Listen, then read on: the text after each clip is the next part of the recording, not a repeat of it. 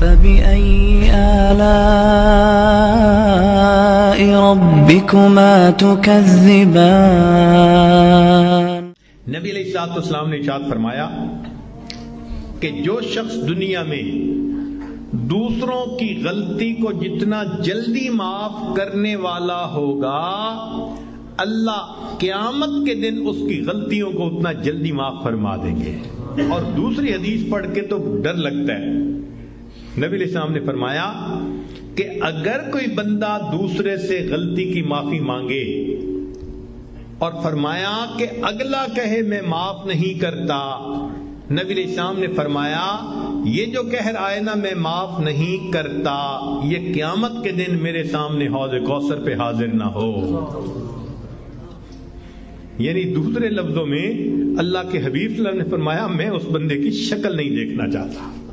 آج تو یہ حال، خاوند بیوی کی غلطی کو معاف نہیں کرتا، بیوی خاوند کی غلطی کو معاف نہیں کرتی۔ اللہ اکبر کبیرہ۔ سوچئے تو صحیح ہمارے دل کی حالت کس قدر بری ہو چکی ہے، اپنوں کو معاف نہیں کرتے۔ ایک بزرگ تھے، حج کے سفر پر گئے، ان کے ہاتھ میں ایک تھیلا تھا، اس میں ان کے پیسے بھی تھے، سارا کچھ تھا۔ ایک نوجوان آیا اور اس نے جلدی سے دوڑتے ہوئے جو ہمیانی ان سے چھینی اور چھین کے بھاگ گیا۔ اللہ کی شان کہ جس نے ہمیانی چھینی تھی نا، یہ تھوڑی دور آگے گیا تو اچانک اس کی آنکھوں کی بینائی چلی گئی۔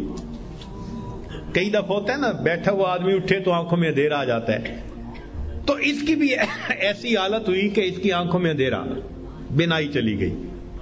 لو جی، اس نوجوان نے تو رونا شروع کر دیا۔ لوگوں نے پوچھا کیوں روتے ہو؟ کہنے لگا کہ میں نے ایک بندے کا تھیلا چھینا، پیسے چھینے، مجھے لگتا ہے اس نے بد دعا کی، اللہ نے میری بینائی چھین لی۔ ان کا بھئی وہ بندے وہ کہاں ہے؟ کہنے لگا فلاں حجام کی دکان کے قریب۔ تو جب اس بندے کو بتایا کہ بھئی وہ بڑے میاں آ گئے، لوگوں نے بھی کہا معاف کر دیں، نوجوان نے بھی کہا پلیز مجھے معاف کر دیں، وہ کہنے لگے میں نے تو اسی وقت ہی معاف کر دیا تھا۔ وہ کہیں جی یہ آپ کے سارے پیسے لے کے بھاگ گیا اور آپ کہتے ہیں میں نے اسی وقت معاف کر دیا تھا۔ وہ کہنے لگے ہاں مجھے خیال آیا تھا جس کی وجہ سے میں نے اسی وقت معاف کر دیا تھا۔ تو لوگوں نے پوچھا کیا خیال آیا تھا؟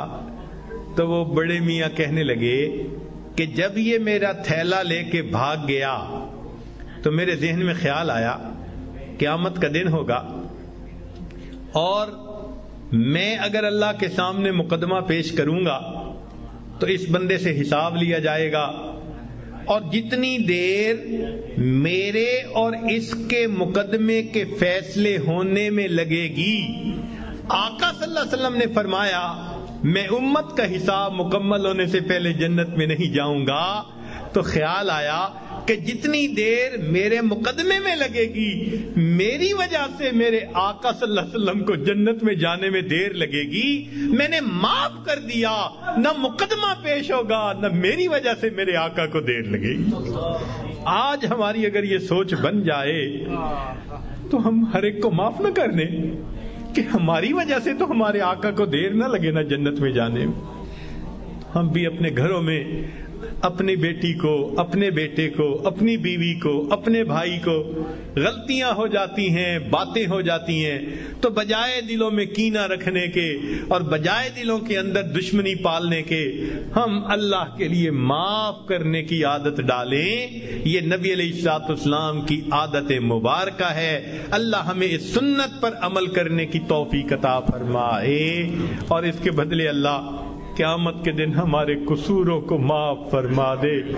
میرے دوستو، ہم اس کے زیادہ محتاج ہیں۔ دوسرے نے تو ایک غلطی کی ہوگی اور ہم نے پتہ نہیں اللہ کے کتنے گناہ کیے ہیں۔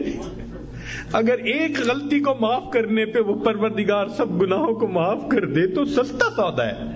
اس لیے جب بھی کوئی معافی مانگے یا نہ بھی مانگے، اللہ کی رضا کے لیے اللہ کے بندوں کو معاف کر دیا کرو۔ اللہ تعالی ہمیں اس صفت کے ساتھ بقیہ زندگی گزارنے کی توفیق عطا فرمائے۔ وآخر دعوانا ان الحمد للہ رب العالمین۔